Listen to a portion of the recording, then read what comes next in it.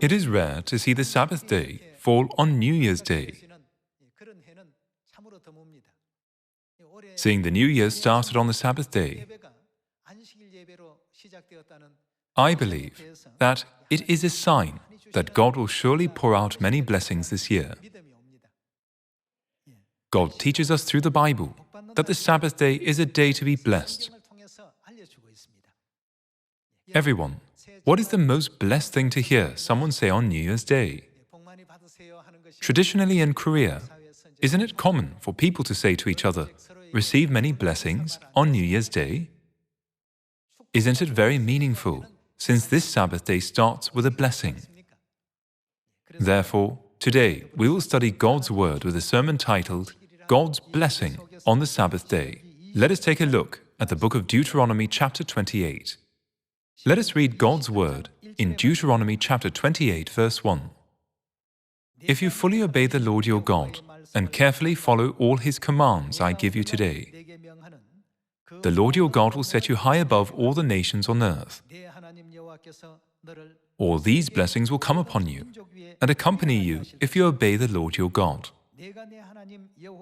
Verse 3. You will be blessed in the city and blessed in the country. The fruit of your womb will be blessed, and the crops of your land, and the young of your livestock, the calves of your herds, and the lambs of your flocks. Your basket and your kneading trough will be blessed. You'll be blessed when you come in, and blessed when you go out. The Lord will grant that the enemies who rise up against you will be defeated before you. They will come at you from one direction, but flee from you in seven. The Lord will send a blessing on your barns and on everything you put your hand to. The Lord your God will bless you in the land He is giving you. The Lord will establish you as His holy people, as He promised you on oath, if you keep the commands of the Lord your God and walk in His ways. Then all the peoples on earth will see that you are called by the name of the Lord, and they will fear you. This is not all. Let us move on to verse 13. The Lord will make you. What will the Lord make you? The head, not the tail. If you pay attention to the commands of the Lord your God that I give you this day, and carefully follow them, you will always be at the top, never at the bottom.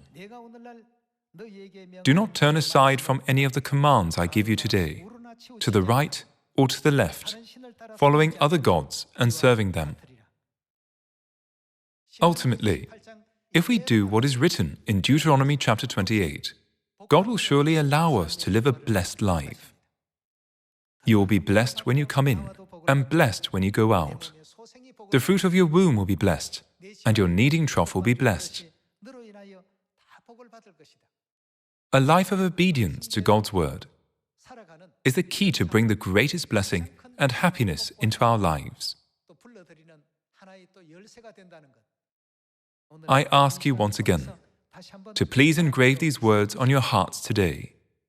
Through the book of Genesis, we can understand that the Sabbath day, which we are keeping today, is a day God appointed to bless us.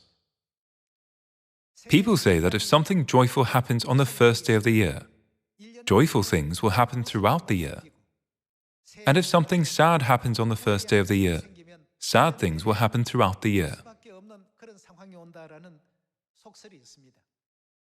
Although this is not coming from God, it makes me think God must have let this year start on the Sabbath day so that God's blessings can follow all the children of Zion. Throughout the year of 2022, we may be blessed when we come in and when we go out. This providence of God must be hidden in appointing the Sabbath day on New Year's Day. This thought came to my mind while preparing God's Word to deliver for today's worship. Let us see which day God appointed as the Sabbath and how God commanded us to keep it. Let's read from the book of Genesis chapter 2 verse 1. Let's read God's Word in chapter 2 verse 1. Thus, the heavens and the earth were completed in all their vast array. By the seventh day, God had finished the work He had been doing. So, on the seventh day, He rested from all His work. Here, we can see two words stand out: the seventh day and rest. For 6 days, God created mankind and all creation, and then He rested on the seventh day.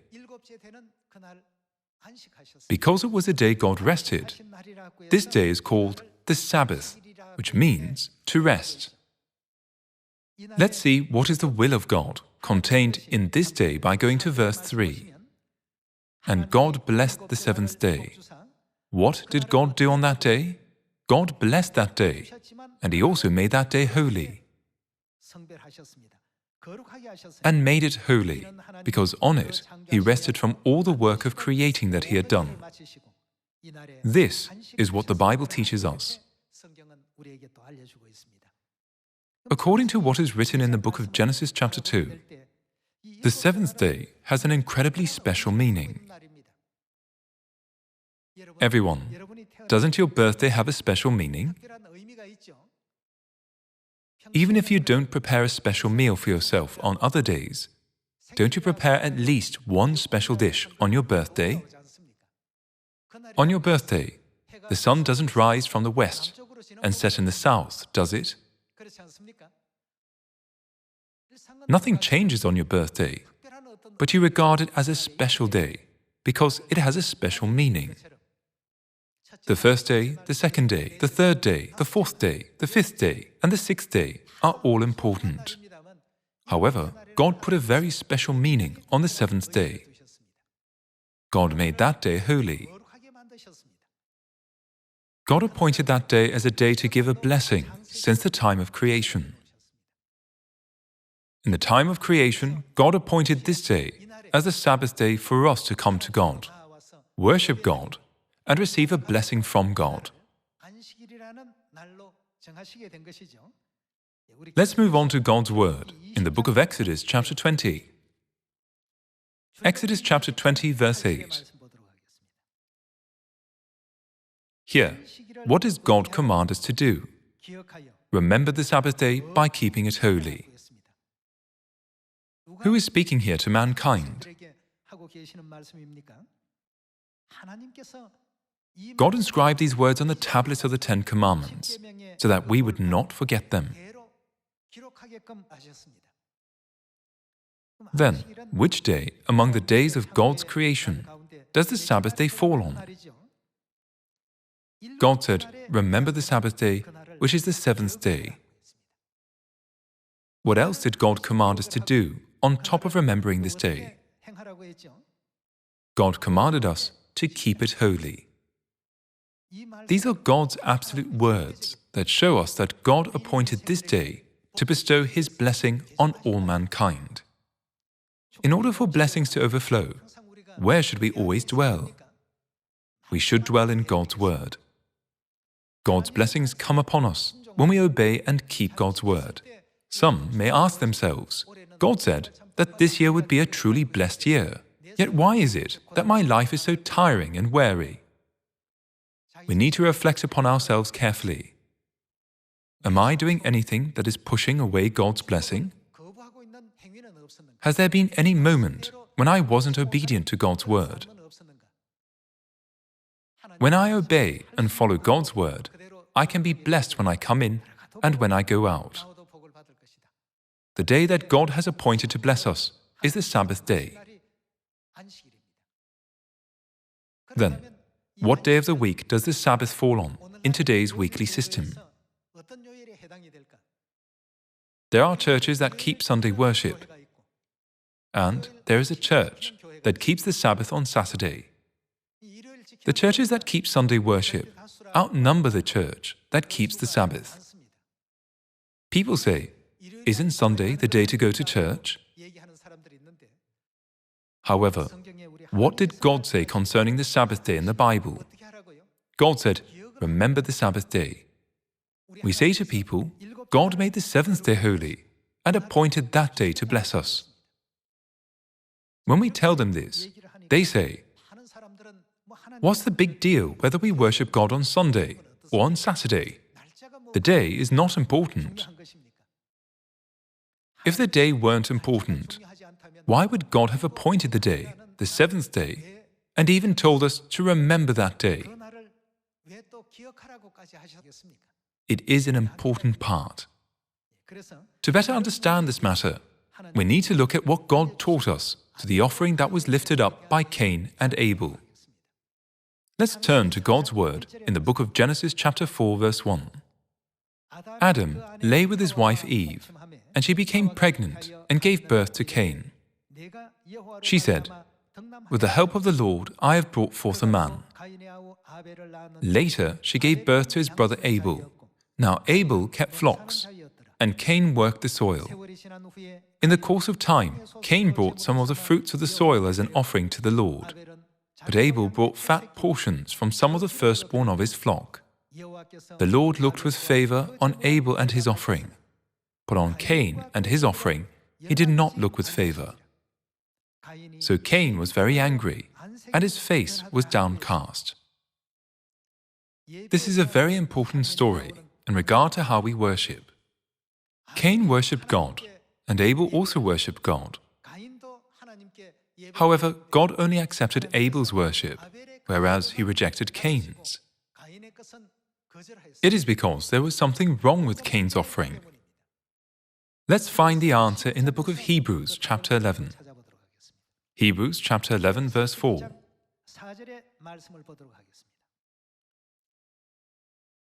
By faith, Abel offered God a better sacrifice than Cain did. By faith, he was commended as a righteous man when God spoke well of his offerings. And by faith he still speaks, even though he is dead. How was Abel's sacrifice compared with Cain's? By offering a correct sacrifice to God, he was commended as a righteous man. The sacrifices made in the Old Testament pertain to the matter of worship in the New Testament. God rejected Cain's offering, yet he accepted Abel's offering. There is a worship that God accepts, and there is also a worship that God rejects. In regard to this, we need to carefully examine this matter once again in great detail. Here, it is written, God spoke well of his offerings. Since Abel was a man who kept flocks, he offered a worship to God with the firstborn of his flock, and Cain offered the fruits of the soil to God. We can find the reason why God accepted Abel's sacrifice and rejected Cain's offering in the book of Hebrews chapter 9 verse 22. In fact, the law requires that nearly everything be cleansed with blood, and without the shedding of blood there is no forgiveness.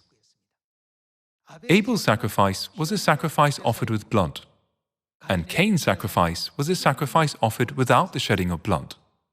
Wasn't Cain the firstborn of Adam, who was expelled from the Garden of Eden, and Abel his second-born son?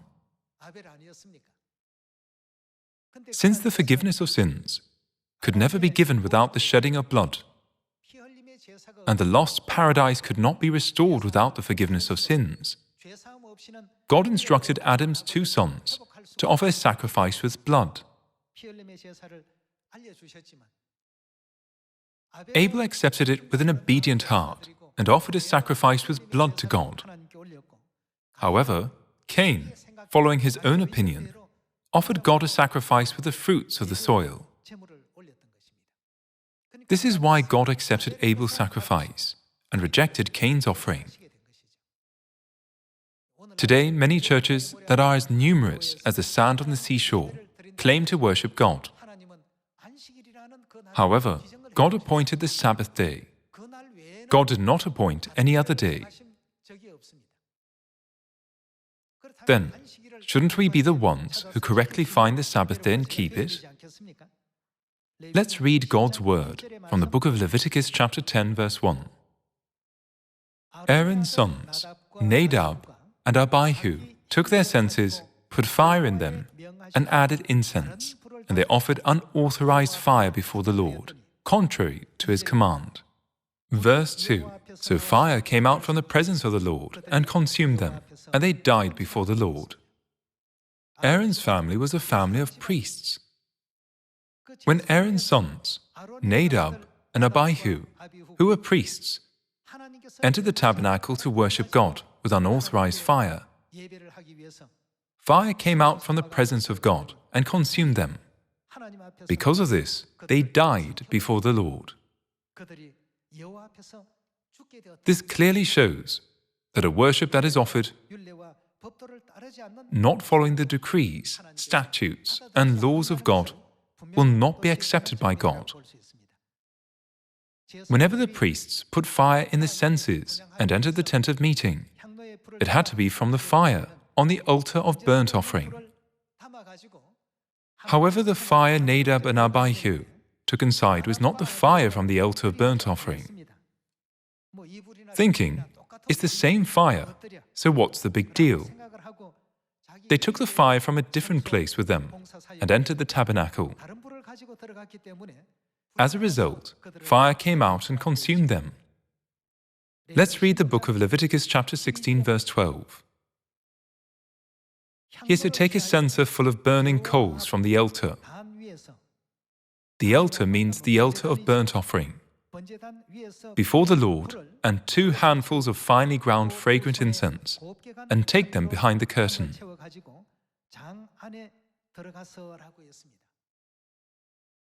Whenever a priest entered the tent of meeting, they had to bring the fire from the altar of burnt offering. They carried out various rituals, such as the burning of incense. Let's read God's word in the book of Numbers chapter 16 verse 42. But when the assembly gathered in opposition to Moses and Aaron and turned towards the tent of meeting means the tabernacle. Suddenly, the cloud covered it, and the glory of the Lord appeared. Then Moses and Aaron went to the front of the tent of meeting, and the Lord said to Moses, "Get away from this assembly, so I can put an end to them at once." And they fell face down. Then Moses said to Aaron, "Take your censer and put incense in it, along with fire from the altar." Here, the altar means the altar of burnt offering. And hurry to the assembly to make atonement for them. Wrath has come out from the Lord. The plague has started. Through God's word in the book of Leviticus chapter 16 verse 12 and the book of Numbers chapter 16 verse 46, we can understand that there was a clearly defined regulation that the priest should bring the fire from the altar of burnt offering when entering God's tent of meeting, that is, the tabernacle. However, according to God's word in the book of Leviticus chapter 10, Nadab and Abihu brought unauthorized fire before God. Thus, the manner in which they worshipped was wrong. It wasn't the way God had instructed them. The reason why I'm delivering these words today is to explain that the worship day and the regulation of worship God commanded are this important. Nadab and Abihu are like what we would call pastors who carry out a ministry today. Was Aaron's family an ordinary family? Wasn't his family a family of priests whom God selected by making his dry staff sprout? Although his family was such a great family, God destroyed them because they didn't follow his regulation. Then, what about the Sabbath day which we are keeping today? Some say there are churches that keep Sunday and there is a church that keeps Saturday. We just need to worship God on any day. What day we worship on is not so important. However, the Bible and God regard the day of worship as very important.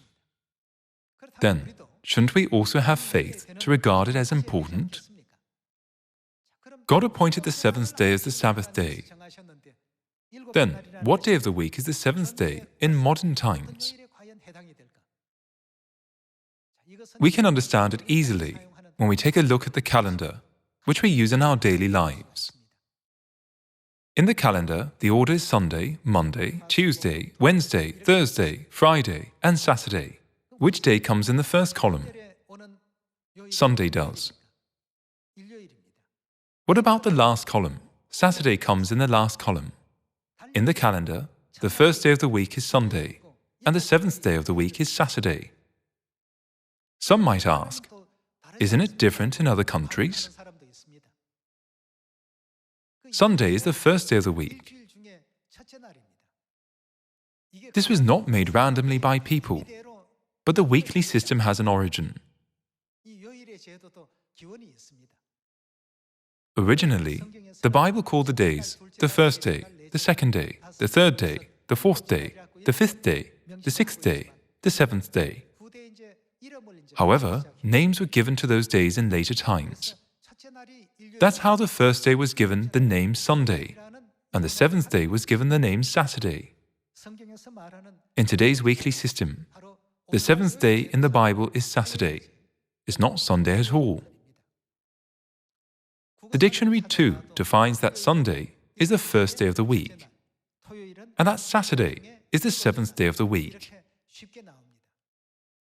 In Webster's dictionary, Sunday is defined as the first day of the week, and Saturday is defined as the seventh day of the week. Some might ask, all these things were made by men. Can you show me what the Bible explains about the seventh day? Yes, we can. Let us take a look. Let's read God's word in the book of Mark, chapter 16, verse 1. When the Sabbath was over.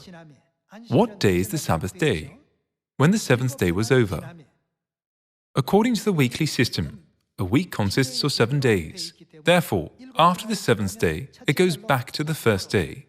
The order goes the first day, the second day, the third day, the fourth day, the fifth day, the sixth day, and the seventh day. And then aren't those days just repeated again? Let's read chapter 16, verse 1 again. When the Sabbath was over, in other words, when the seventh day was over, Mary Magdalene, Mary, the mother of James, and Salome bought spices so that they might go to anoint Jesus' body. Very early on the first day of the week, just after sunrise, they were on their way to the tomb, and they asked each other, "Who will roll the stone away from the entrance of the tomb?" But when they looked up, they saw that the stone, which was very large, had been rolled away. This is the scene that depicts how Jesus rose from the dead. Let's continue by going to verse 9 and see how the Bible expresses the day on which Jesus was resurrected. When Jesus rose early on the first day of the week, doesn't it mean that Jesus was resurrected on the first day of the week? Among 7 days, on which day was Jesus resurrected? He was resurrected on the first day of the week. It is clearly written in the Bible, Jesus rose early on the first day of the week. When Jesus rose early on the first day of the week, he appeared first to Mary Magdalene, out of whom he had driven 7 demons.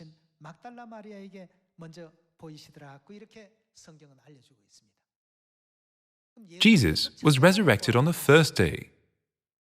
He was not resurrected on the seventh day. Today, it is common knowledge that Jesus was resurrected on Sunday.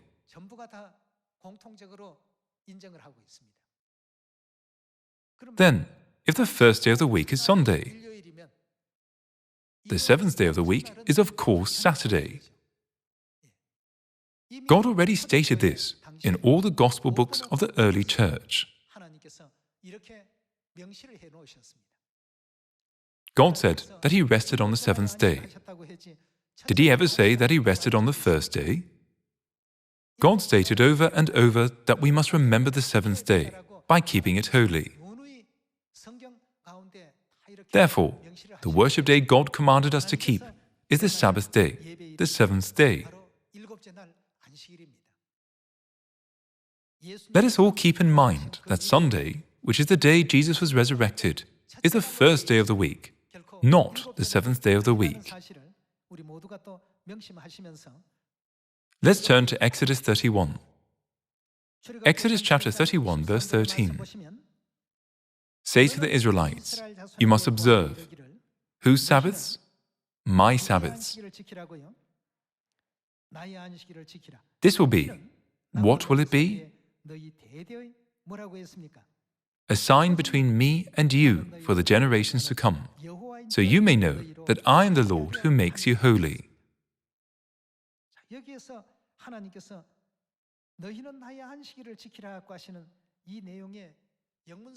It is written, you must observe my Sabbaths. The word must shows just how incredibly important the will of God is. It means that the Sabbath day is God's regulation that we must keep. God proclaimed, this will be a sign between me and you. Those who keep the Sabbath day will become my people, and those who don't will not be my people. Let's read God's word in the book of Ezekiel, chapter 20, verse 20. Keep my Sabbaths. How should we keep it? Holy, that they may be a sign between us. Then you will know that I am the Lord your God. As it is evident through the words written in the Bible, those who do not keep the Sabbath day cannot become God's people. Although Nadab and Abihu were priests, God destroyed them because they went to worship God with unauthorized fire. That is to say, with a different manner of sacrifice which God didn't command. Cain offered his sacrifice with a different kind of offering, which God had not commanded, because he thought to himself that it would be a better offering. However, God rejected his offering. We must find and restore the Sabbath day, which God commanded us to remember. The Bible teaches us that when we correctly find the truth of God, one by one, and dwell in the will of God, He will give us all many blessings through the Sabbath day. Some people might say, many churches keep Sunday worship. Can't the people who worship on that day in those churches also call on to God with their mouths and lips? Cain offered worship to God just like Abel did. However, he was rejected by God. Jesus came to this earth 2,000 years ago and gave us an answer to this by saying, "You worship me in vain." Jesus let us know that neither the forgiveness of sins, nor salvation, nor the kingdom of heaven can be given to us through Sunday worship. Let's go to God's word in the book of Luke, chapter 4, verse 16. He went to Nazareth, where he had been brought up, and on the Sabbath day, where did he go into? He went into the synagogue, as was his custom, and he stood up to read. The scroll of the prophet Isaiah was handed to him. Unrolling it, he found the place where it is written, "The Spirit of the Lord is on me, because He has anointed me to preach good news to the poor. He has sent me to proclaim freedom for the prisoners and recovery of sight for the blind, to release the oppressed, to proclaim the year of the Lord's favor." On which day did Jesus go into the synagogue? On the Sabbath day. Whose custom was it to worship on the Sabbath day? It is recorded that it was Jesus' custom. Jesus even came to this earth in order to set an example for us and how we could remember the Sabbath day and keep it holy.